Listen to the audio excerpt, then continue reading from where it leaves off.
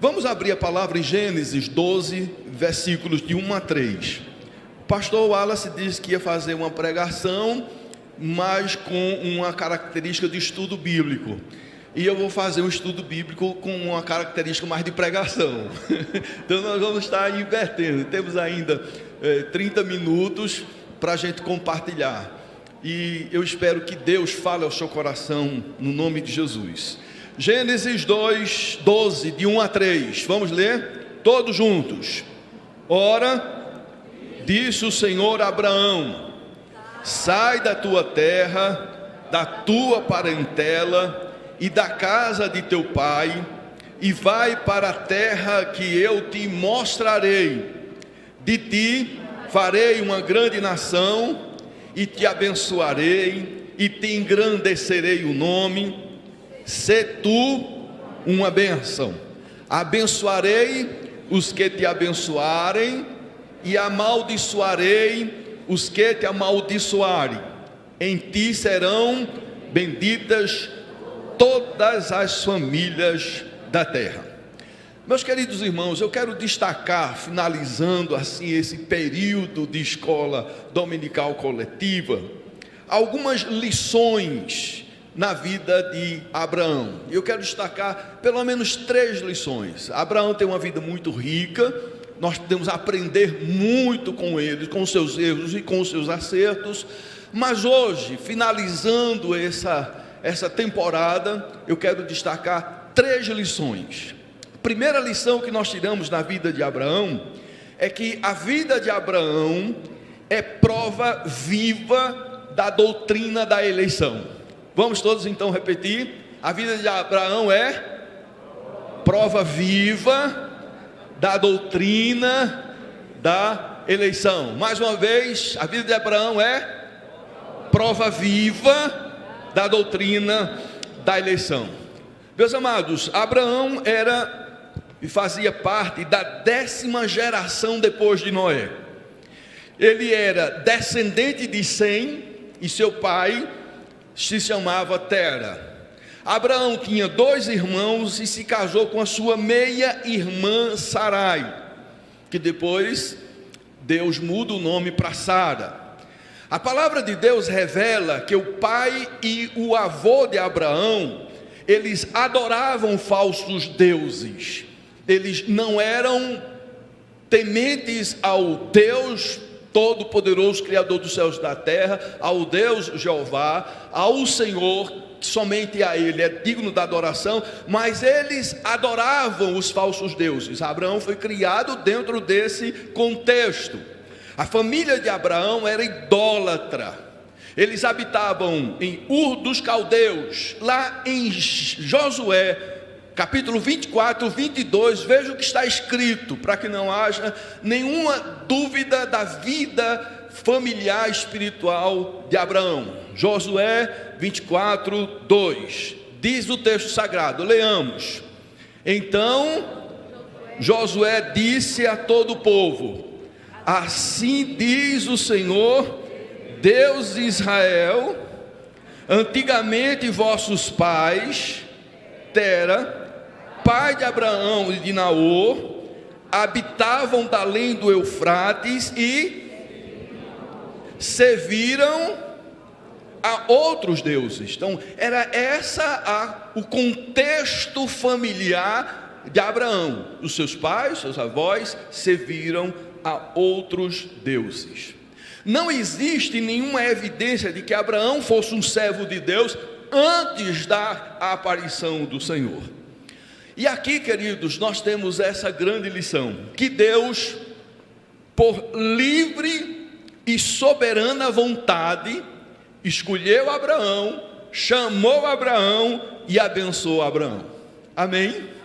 Deus escolheu, Deus chamou e Deus abençoou. Vamos todos afirmar: Deus escolheu, Deus chamou e Deus abençoou.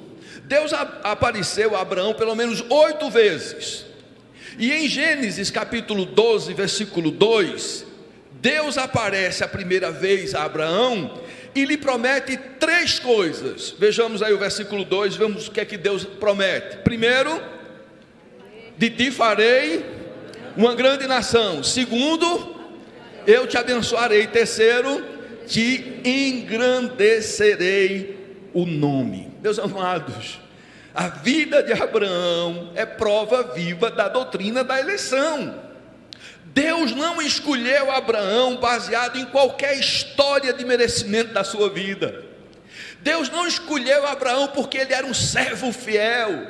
Deus não escolheu Abraão porque Abraão tinha demonstrado, e também dentro de um contexto familiar, ser merecedor da escolha divina. Não.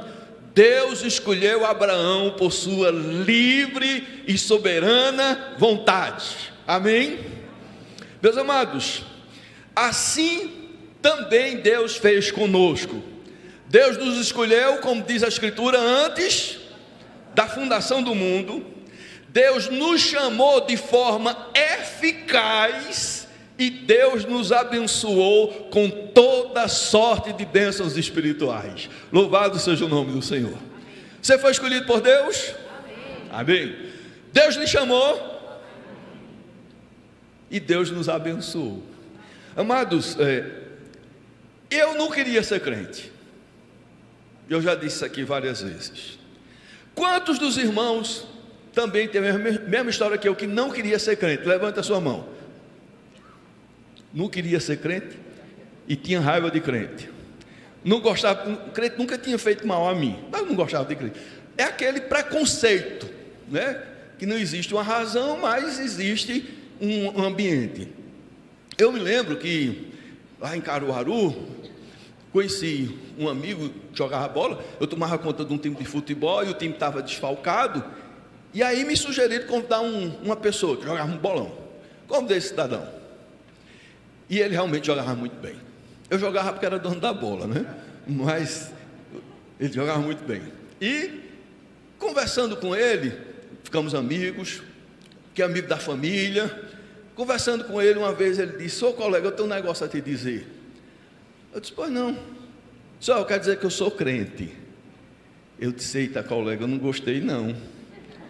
Ele disse: mas sou um crente desviado. Eu digo: melhorou colega, assim tá bom. Eu não queria ser crente. E um dia o irmão dele me chamou para ir para a igreja. E por consideração à família, eu fui numa sexta-feira, a terceira igreja presbiteriana de Caruaru. E lá Deus tocou no meu coração.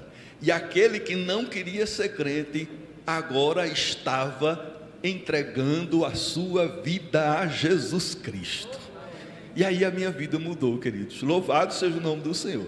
Eu já contei aqui que eu me tornei barata de igreja. Mas deixa eu contar de novo, porque tem alguns que nos escutaram. Raimundo mesmo não sabe dessa.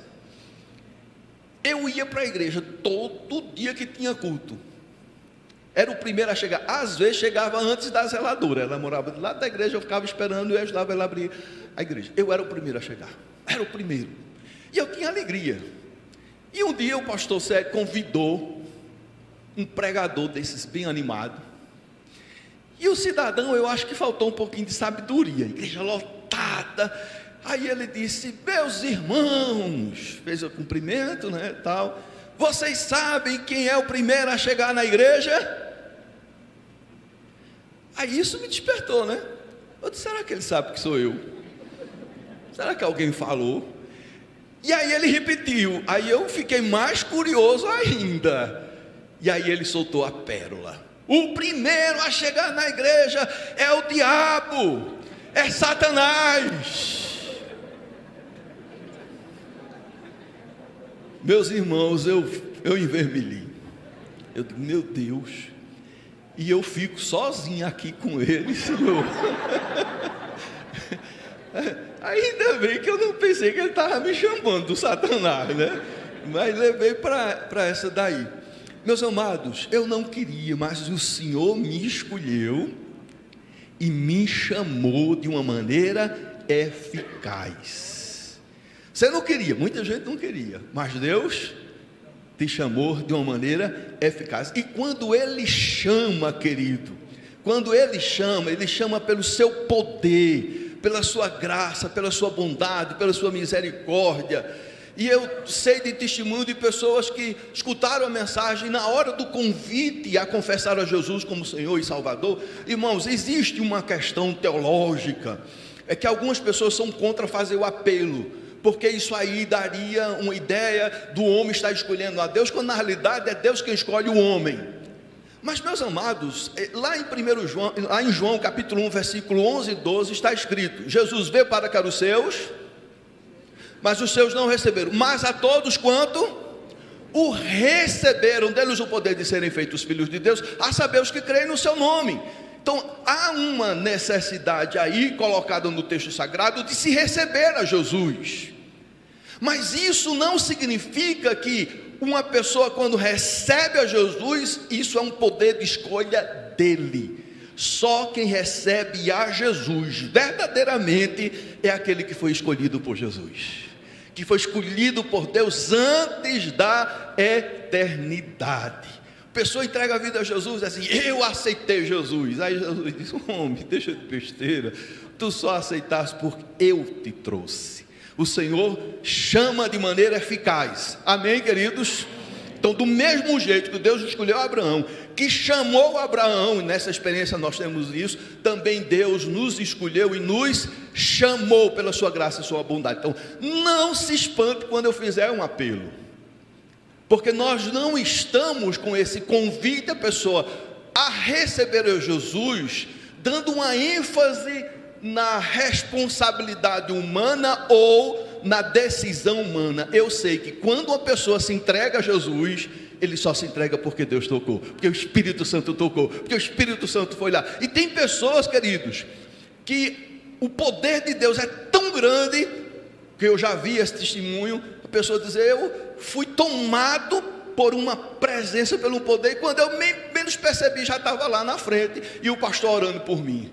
Mas a minha vida mudou, a nossa vida muda. Louvado seja o nome do Senhor.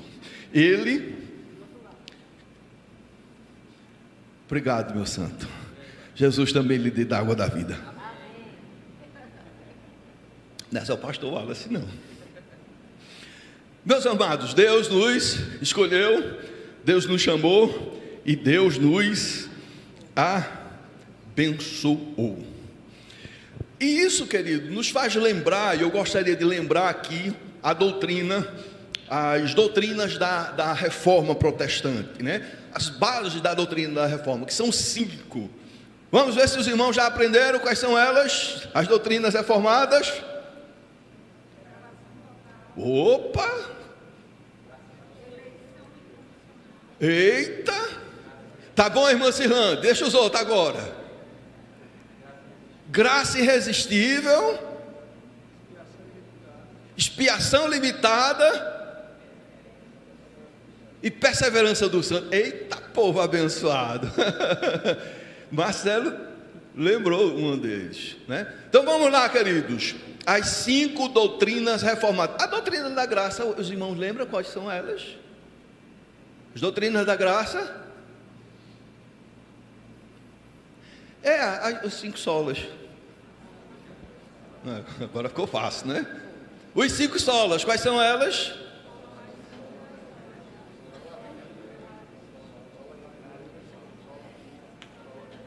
Vem cá, por favor. Paulo Magnata agora. Vamos lá. Sola Fide, sola Escritura, sola Cristo, só Ele deu glória e sola graça. Merece uma salva de palmas. Vamos lá.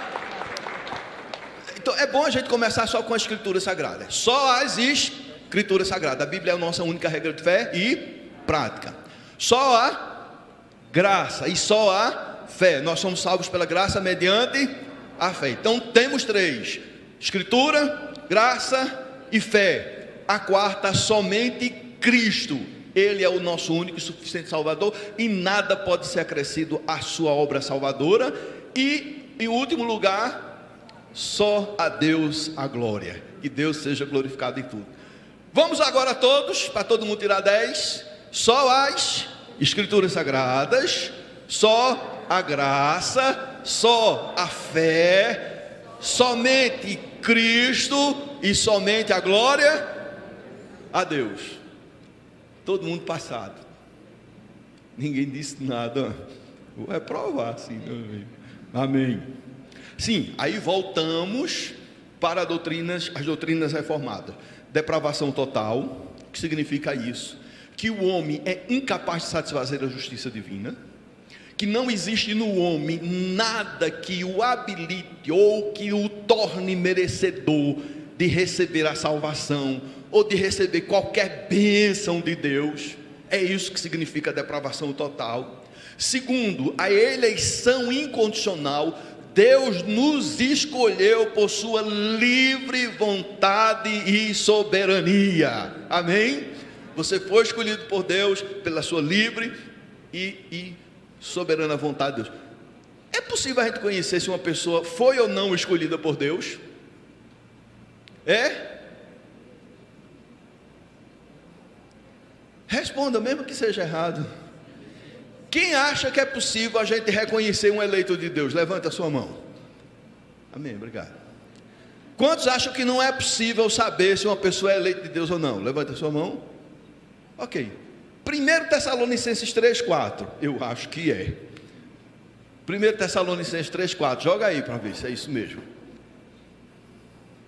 Mas se não for, eu estou frito. Estou não, que o celular aqui eu consulto aqui. Ai. Pode jogar aí na tela, 1 Tessalonicenses 3,4. Não é.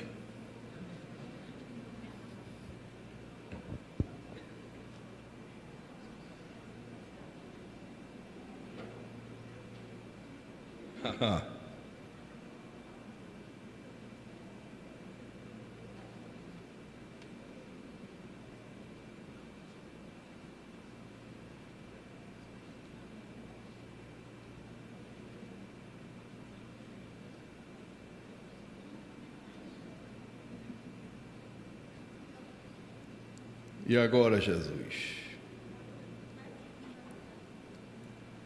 Fala. 1 Tessalonicenses 1. Vamos lá.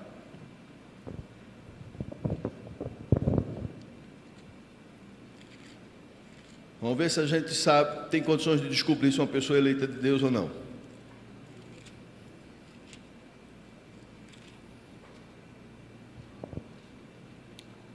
1:3. Estava na pista certa. 1 Tessalonicenses 1:3. Vamos ler?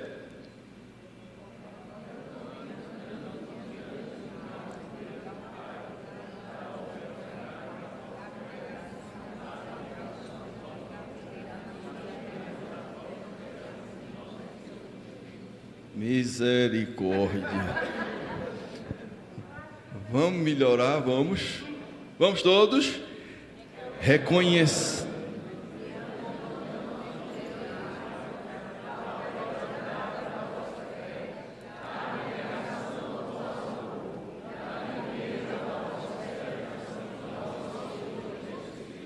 Agora, veja o versículo 4. Reconhecendo, irmãos amados de Deus, a vossa eleição. E como é que a gente reconhece se uma pessoa foi eleita ou não? Tem 3 palavrinhas aí no versículo 3, quais são elas? Fé, amor e esperança. Vamos ler todos? Fé, amor e esperança. Então, como é que a gente conhece se uma pessoa realmente nasceu de novo ou realmente é eleita de Deus? Através de quê? Fé, amor e esperança. Só isso? Olha para o texto, que tem um segredinho aí. Qual é o segredo? Operosidade da vossa fé, abnegação do vosso amor e firmeza na esperança. Então, como é que a gente conhece se uma pessoa é uma eleita de Deus? Pela fé, operante, ou seja, uma fé que resulta em obras, porque fé sem obras é morta, por isso que não é fé somente. Fé operante. Amor abnegado, ou seja, não é um amor sentimento de palavras, mas um amor de atitudes. E lá em 1 Coríntios 13, versículos de 4 a 7, trata de 15 verbos. E verbo é uma classe gramatical que diz respeito à ação. Então, amar é agir, como também atitude. E, em terceiro lugar, a firmeza da esperança. Ter esperança, mas uma esperança firme. É assim que a gente conhece um eleito de Deus. Pergunta: nós podemos reconhecer um eleito de Deus, sim ou não? Levanta a mão. Sim. Fé, amor e esperança. E aí vem a eleição incondicional, a expiação limitada. Cristo morreu pelos escolhidos de Deus, a graça irresistível quando o Senhor chama, é impossível a gente dizer não, a gente se entrega a Ele, e a perseverança dos santos. Nós vamos chegar até o final, queridos, amém? Apesar das lutas, das dificuldades, apesar de todas as adversidades da vida, nós vamos chegar no final. E vamos chegar porque Ele começou a boa obra e é Ele quem vai completar. E isso não elimina a nossa responsabilidade, que a palavra nos manda ser perseverantes. Então, a primeira lição que nós aprendemos aqui na vida de Abraão é que ela é prova viva, porque nós estamos tratando de uma vida, da doutrina da eleição. A segunda lição, queridos, é que a vida de Abraão é prova viva de que a fé é obediência incondicional. A fé é o que, irmãos? Obediência incondicional. Gênesis 12:4, vamos ler. Partiu, pois, Abraão como lhe ordenara o Senhor. Amados, Deus manda Abraão sair, e o texto diz que Abraão partiu em conformidade à ordenança de Deus. Abraão não se pôs a fazer uma série de perguntas a Deus. Você não vê no texto Abraão fazendo perguntas. Ele poderia ter feito algumas perguntas. Vamos ajudar Abraão a fazer algumas perguntas? Primeira pergunta: ó Senhor, por que o Senhor está me chamando? Ele poderia ter questionado o propósito, razão por trás do chamado divino. Abraão poderia ter perguntado: Senhor, e o que é que eu devo fazer? Eu acho que qualquer um de nós poderíamos elaborar essas perguntas com a ordem divina. Abraão poderia ter buscado orientação sobre as ações específicas que Deus estava desejando que ele realizasse. Uma outra pergunta que Abraão poderia ter feito: o que acontecerá com a minha família? Senhor, eu vou deixar tudo. Como líder de sua família, Abraão poderia ter se preocupado com o bem-estar de seus entes queridos, diante desse chamado divino. Abraão poderia ter perguntado: para onde devo ir? Ele poderia ter pedido instruções sobre o local para o qual deveria se dirigir. Ele poderia ter perguntado: como se afetará o meu futuro? Como posso saber que realmente é esse o teu desejo?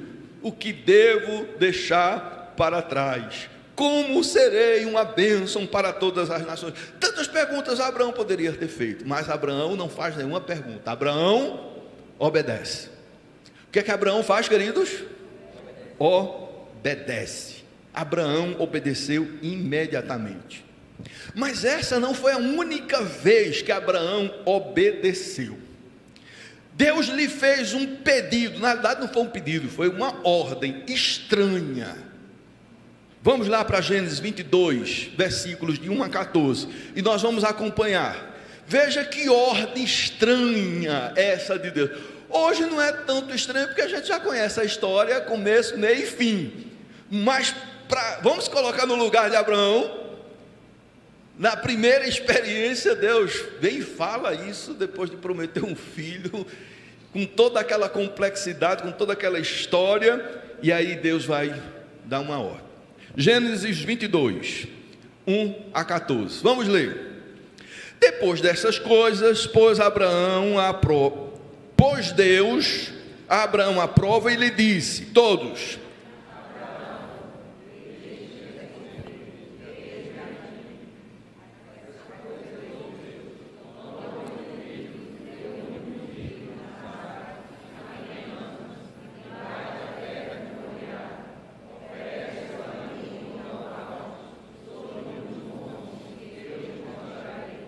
meu irmão, é ou não é uma ordem estranha essa? Deus chega para o único filho do sujeito e diz para ele: pega teu único filho, Isaque, e ainda acentua: a quem amas, vai à terra de Moriá. Veja a ordem qual é: oferece-o ali em holocausto, sobre um dos montes que eu te mostrarei. Deus está dizendo: ó, faz uma fogueira, coloca Isaque em cima e depois acende o fogo.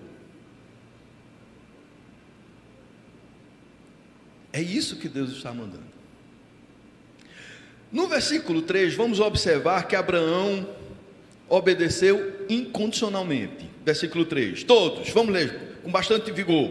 Levantou-se, pois, Abraão de madrugada, e tendo preparado o seu jumento, tomou consigo 2 dos seus servos e a Isaque seu filho, rachou lenha e foi para o lugar que Deus lhe havia indicado. Versículo 4, ao terceiro dia, erguendo Abraão os olhos, viu o lugar de longe. Então Abraão pegou todos o que era necessário para fazer o holocausto. Versículo 5, nós vamos perceber o que se passava na cabeça de Abraão com respeito a esse sacrifício. Irmãos, aqui não tem nada de loucura. Aqui nós vamos perceber uma atitude de fé. Veja o versículo 5. Então disse a seus servos: esperai aqui com o jumento. Todos, leamos comigo. Eu e o rapaz iremos até lá, e havendo adorado, voltaremos para junto de vós. Quem voltará? O texto diz: voltaremos. Quem é que vai estar voltando? Abraão e Isaque. Veja aqui a atitude de fé de Abraão. Na cabeça de Abraão, alguma coisa extraordinária Deus iria estar providenciando. Ele não iria para lá para deixar o seu filho morto numa fogueira queimando ao céu aberto. Não, Deus iria fazer alguma coisa. Por isso que ele obedece sem questionar. Abraão tinha certeza de que voltaria com o seu filho. Aí veja o versículo 6. Tomou Abraão a lenha do holocausto e a colocou sobre Isaque seu filho. Ele, porém, levava nas mãos o fogo e o cutelo. Lenha, fogo e cutelo. Cutelo é um tipo de uma faca. Assim caminhavam ambos juntos. Agora versículo 7. Aqui é uma parte bem dramática.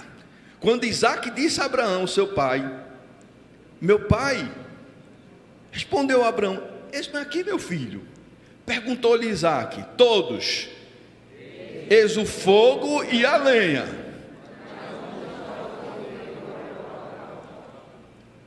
Imagine essa pergunta do filho amado ao seu pai. A pergunta de Isaque era justa e lógica: aonde está o cordeiro? E a resposta de Abraão está no versículo 8. Leamos. Respondeu Abraão: Deus proverá. Responde Abraão: Deus proverá para si, meu filho, o cordeiro para o holocausto. E seguiam ambos juntos. Agora veja essa descrição do versículo 9. Chegaram ao lugar que Deus lhe havia designado. Ali edificou Abraão um altar, sobre ele dispôs a lenha,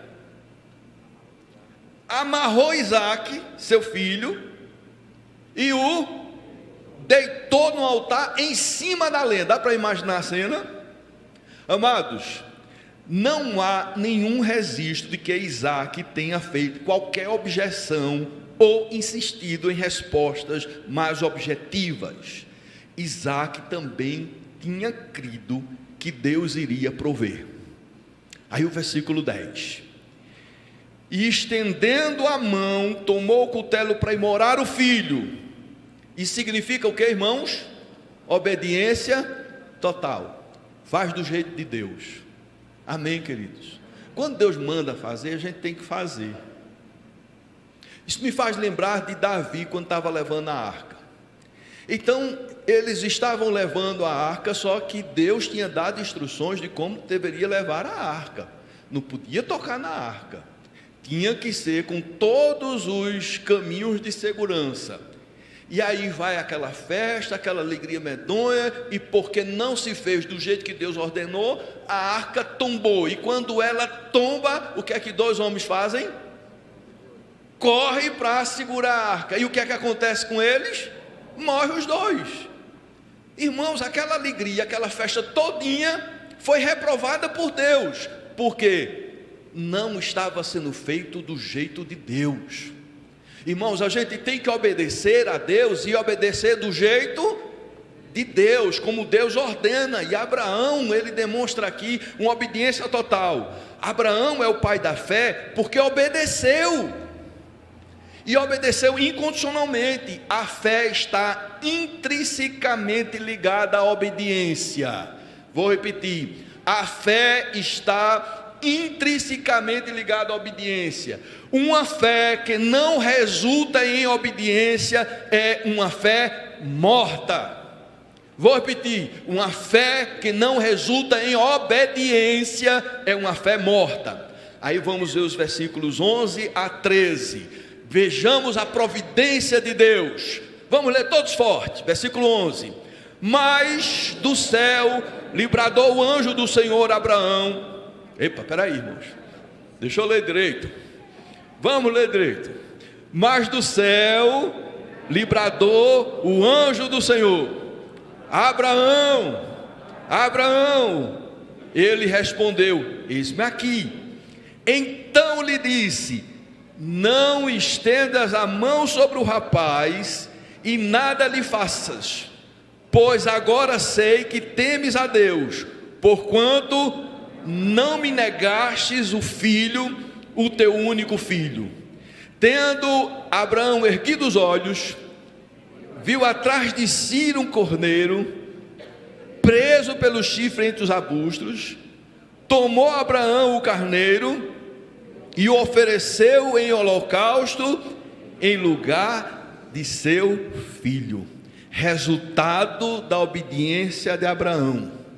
Abraão usufruiu da providência divina e Abraão glorificou o nome do Senhor. Amados, quando nós somos obedientes, nós usufruímos da providência divina e nós glorificamos a Deus e Deus é glorificado. Versículo 14: e pôs Abraão por nome aquele lugar: o Senhor proverá. Daí diz ele até o dia de hoje: no monte do Senhor se proverá. Finalizando, queridos, amados, na Bíblia Sagrada, que é a palavra de Deus, nós encontramos a vontade de Deus revelada para as nossas vidas, e cabe a cada um de nós obedecê-la. Deus ordenou a Abraão: sai da tua terra, e ele obedeceu. Deus ordenou a Abraão sacrificar o seu único filho, e ele obedeceu. A obediência é a manifestação da fé. Quando obedecemos por meio da fé, nós somos ricamente abençoados por Deus. E essas bênçãos de Deus, elas são materiais sim. Elas são familiares sim. E elas são, sobretudo e principalmente, espirituais.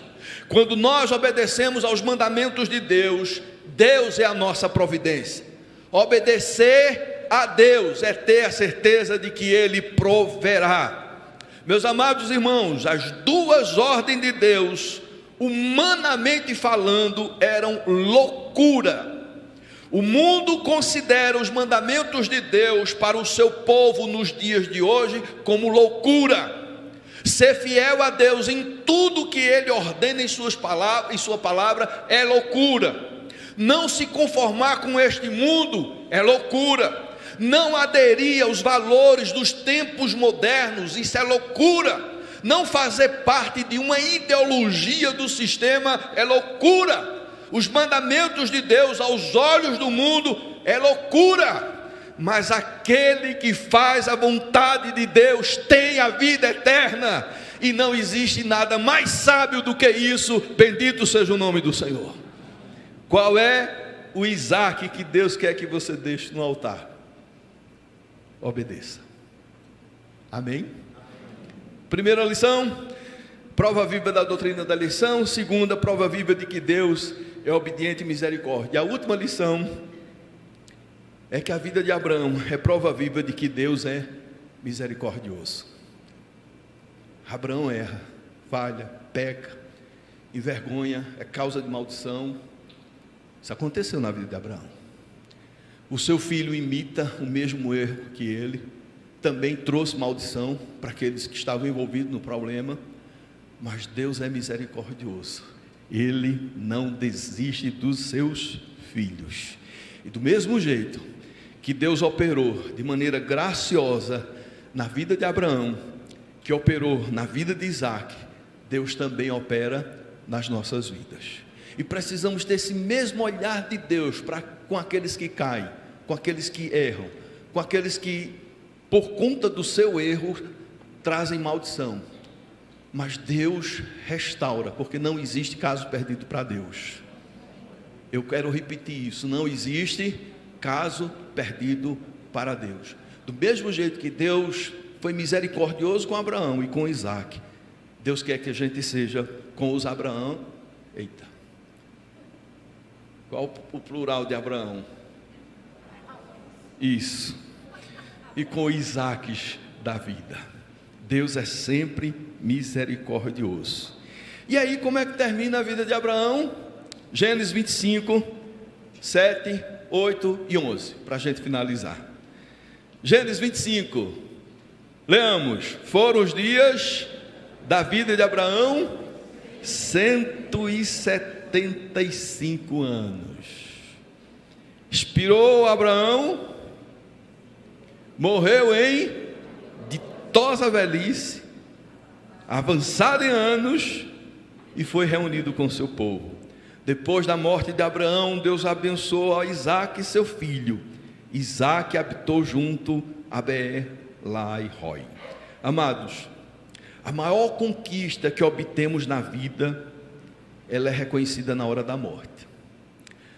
Como terminamos a nossa jornada, isso é o que vale.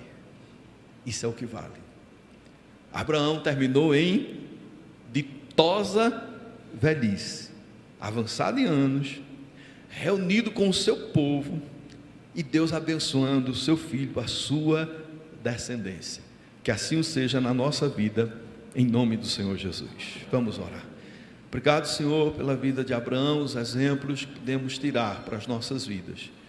Agora, Senhor, toca no nosso coração, todo irmão e irmã que aqui está, que foi tocado, que foi confrontado, que foi advertido em aspectos da sua vida, que hoje Teu Espírito possa estar trazendo mudança, que todos possam reconhecer que fé resulta em obediência, em santidade de vida. Agora, Senhor, leva-nos para a nossa casa debaixo da Tua proteção. Oramos em nome de Jesus. Amém. Que Deus acompanhe os irmãos. Shalom. Maravilhosa graça, amor que não tem fim, tomou o meu lugar, a minha cruz levou e deu a sua vida.